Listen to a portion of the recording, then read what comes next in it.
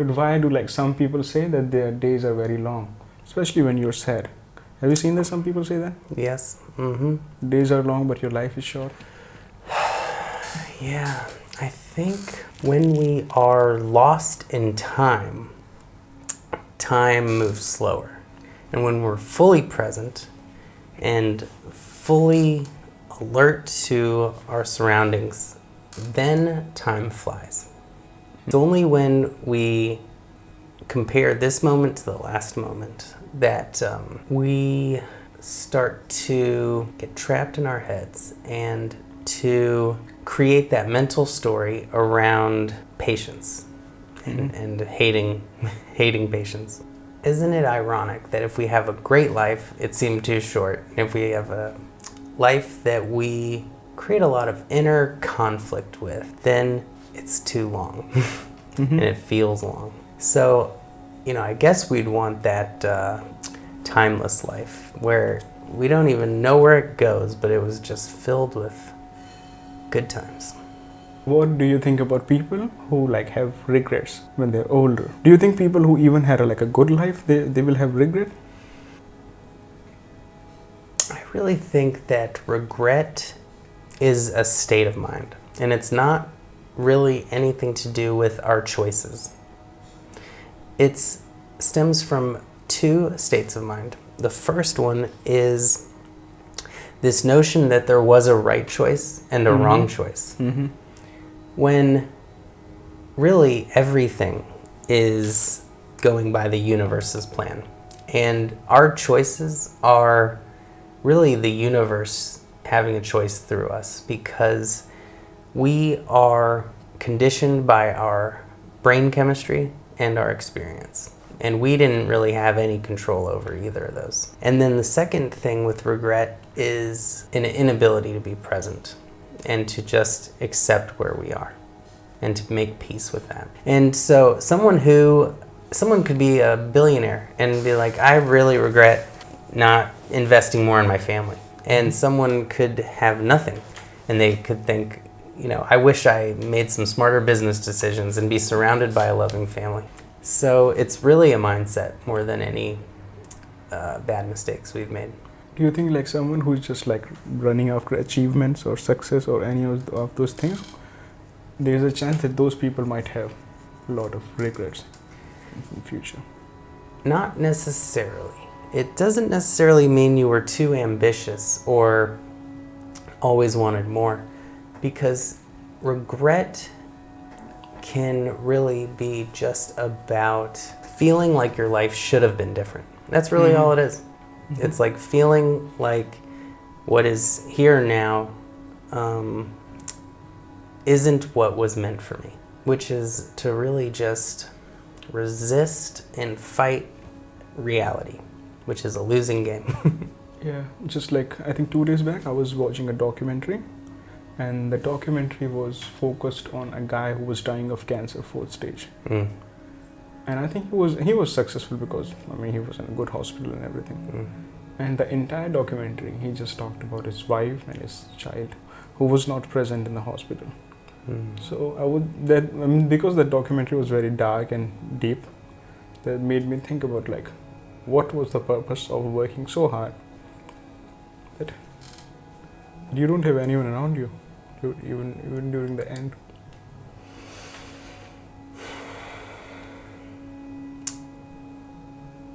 I think that it's nice that we can learn from that person and hear that he kind of missed the point, of what this time on earth is for.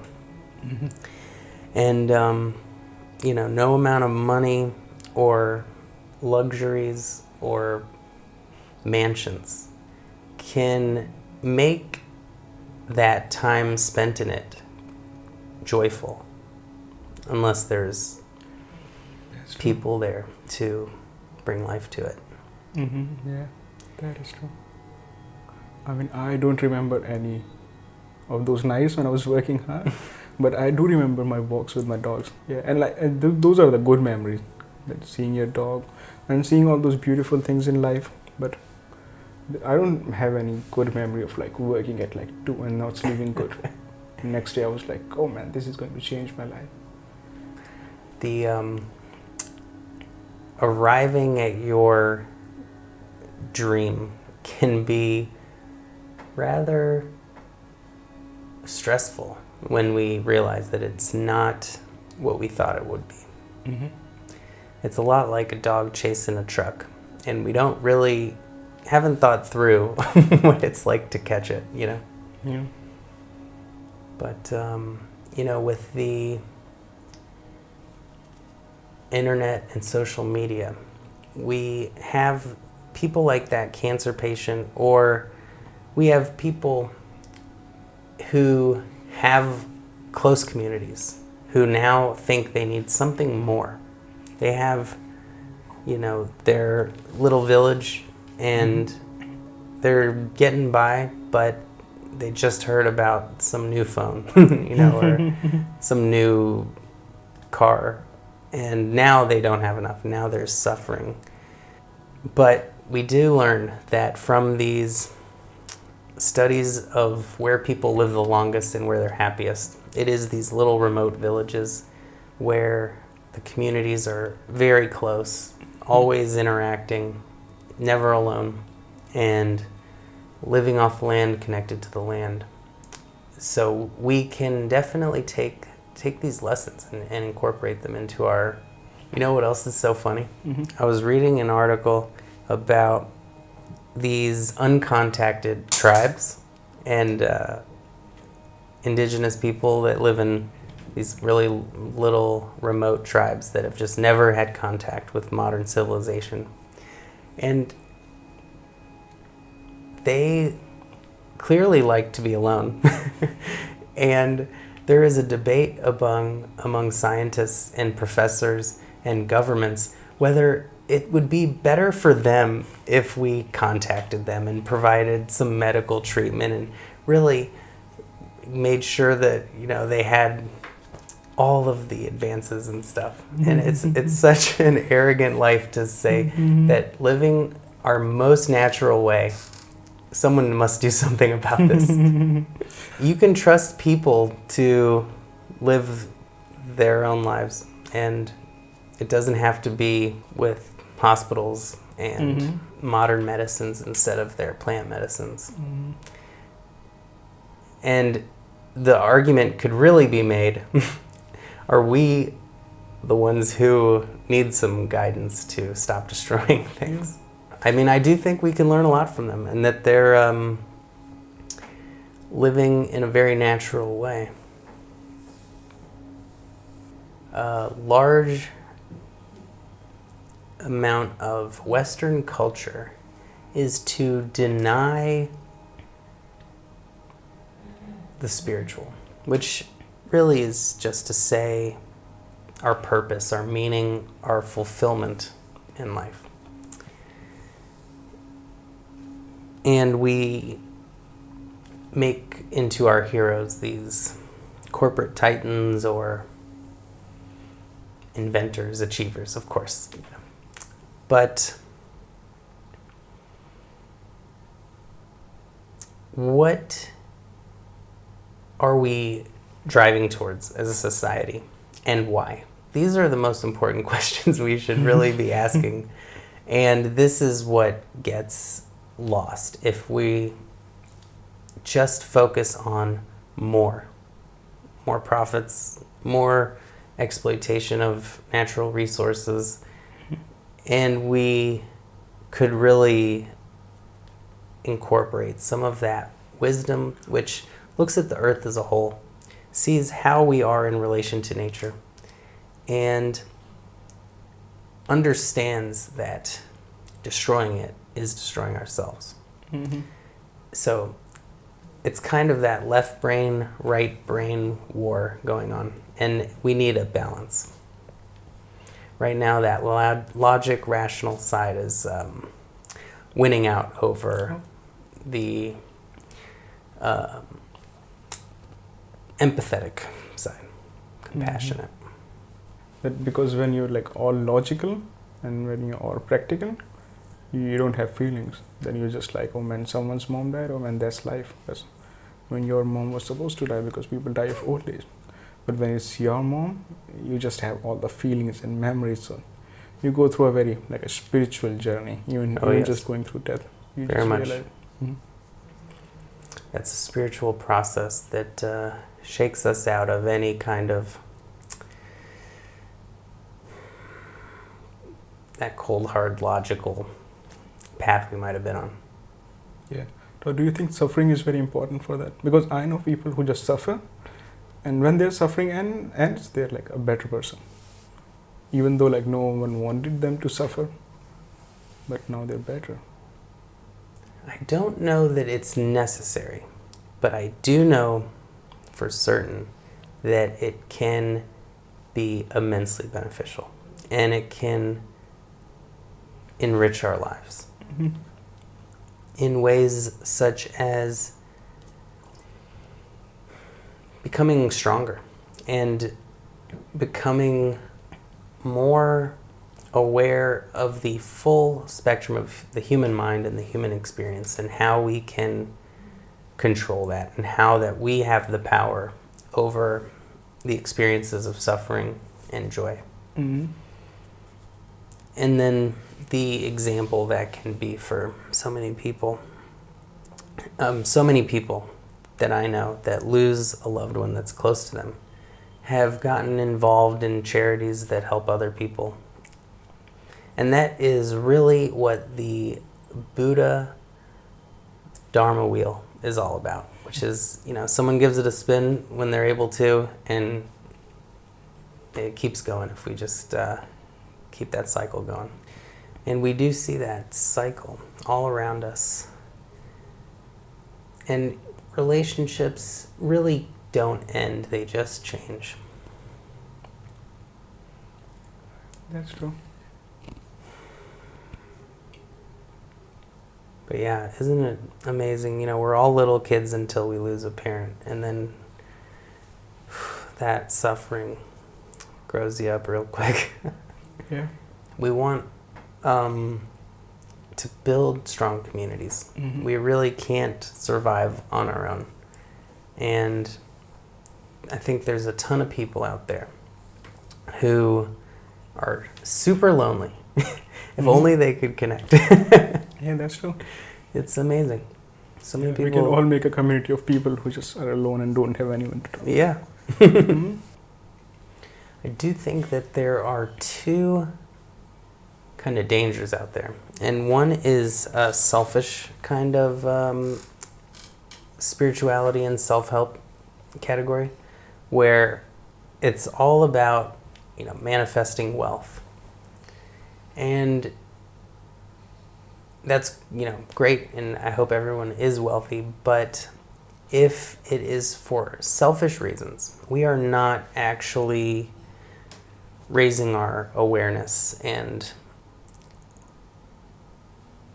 creating that connection and compassion for everyone that ultimately leads to our own happiness. And the second danger out there is people that are really just playing to our greed or our ego. And there's nothing wrong, of course, with success and achievement, but is it coming at the expense of something?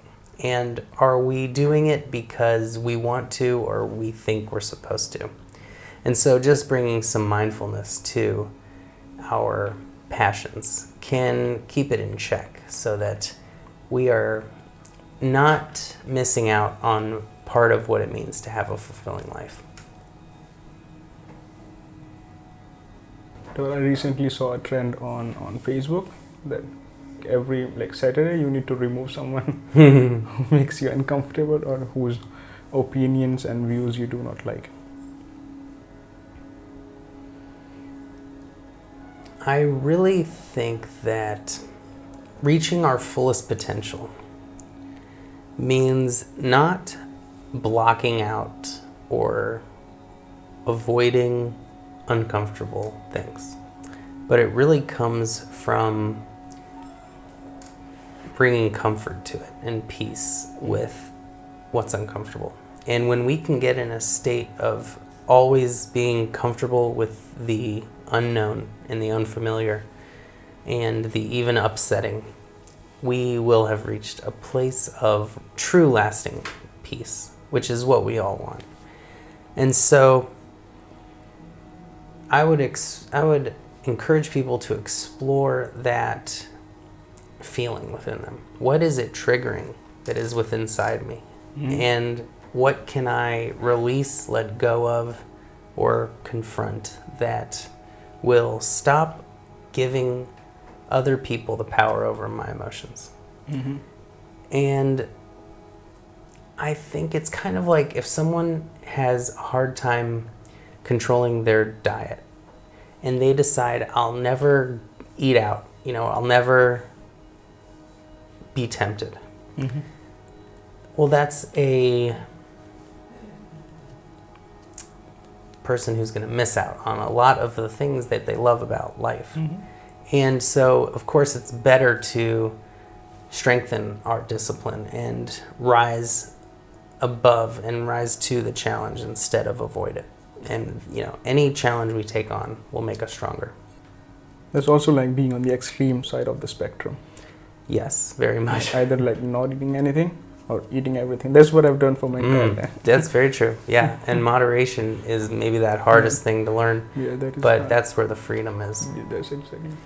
So when we cut people out, we are acknowledging that there is this inner conflict within us that we just cannot accept even the sight of this person.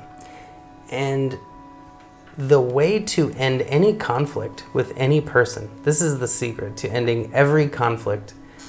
If we are holding a grudge against someone, if we're not talking to someone, and every time we think of that person, we just get angry and angrier.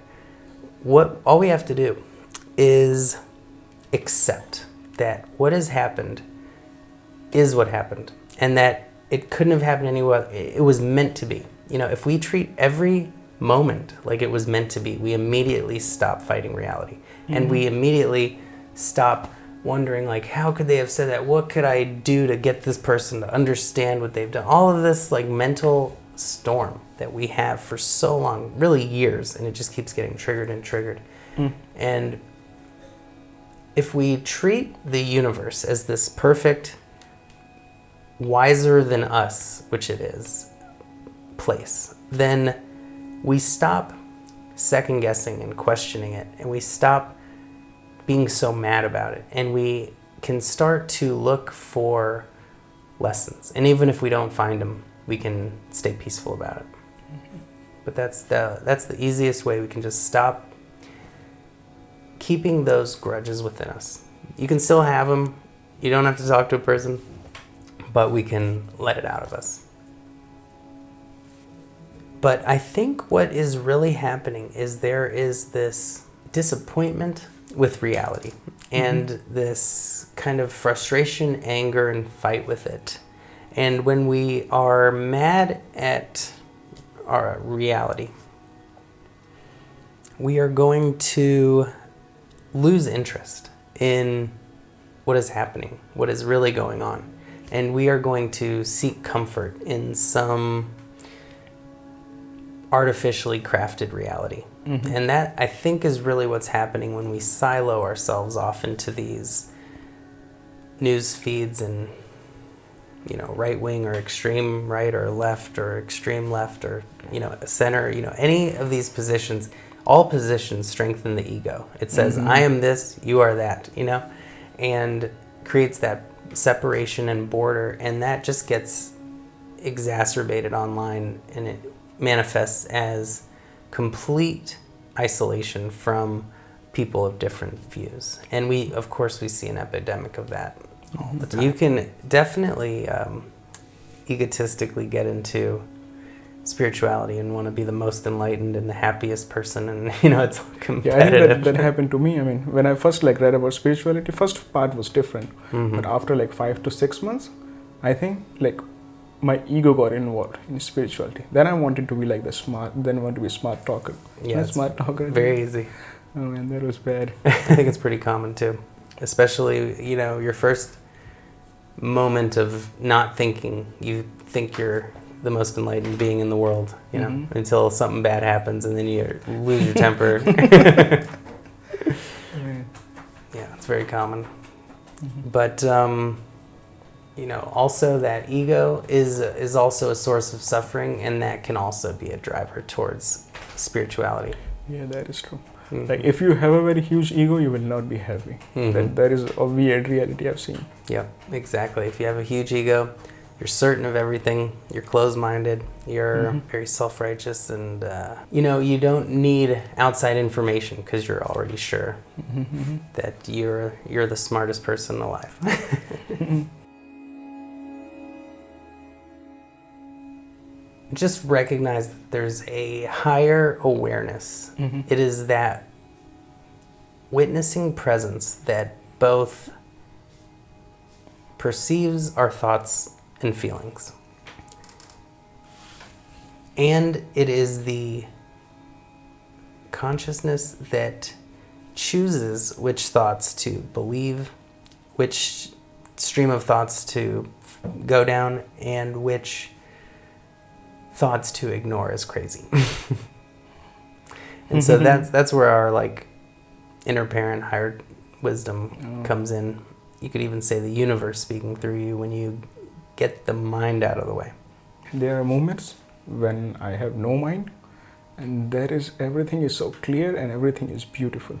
Like that is so beautiful. It's a beautiful universe we live in. I mean, with the night sky and the sunsets and all the flowers, it is these small moments of chaos, unexpected chaos, and tragedy, real tragedy, that make us suffer through so much of the life while the good stuff's happening, because we can't leave it alone. We can't leave it in the past where we found it. I mean, your life changes when you realize that if you're just watching your negative thoughts, they just like become quieter, and your life like changes after that. That is one of the most important things we can do, which is make a habit of watching our thoughts. Yeah. And also breathing deeply and calmly. You know, that feeling we have when you like step out of your tent or cabin and you see these mountains and a forest and streams, and you just go, We can always breathe like that. Maybe not as loud, but we can always, you know, take in life. We can really be in that moment in every moment. We don't. It doesn't have to be, you know, this based on conditions. Labels can be necessary for communication. Every word is a label, really, and they are pointers towards truth. But ultimately, they are not the truth. And if we think they are, we will miss the truth. We will miss that life force energy that animates every single one of us, that is the same in all of us, that disappears when we pass on. And we can learn from that it's the energy, it's not the body, it's not the brain. And so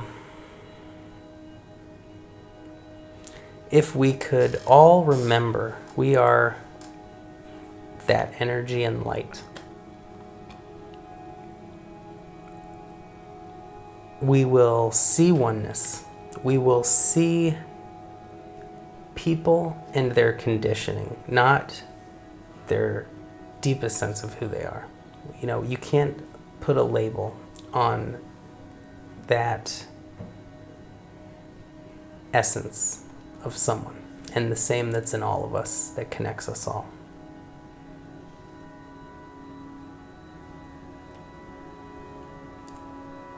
And it is in every single being on this planet and that ever lived. And it's just been passed down in an unbroken chain to all of us. And I think if we could see that we are all brothers and sisters, that we are all one, that we don't live in a universe where a shark eats a dolphin. They are one. And we don't live in a world that just wants to eat itself. We live in a world where we are on a journey together. And that's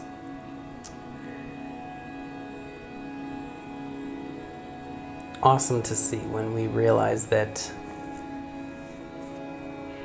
with no predator, there is no prey. And with no prey, there is no predator. And we all need each other. Only compassion and love and selflessness come when we acknowledge that truth of who we are. That was good.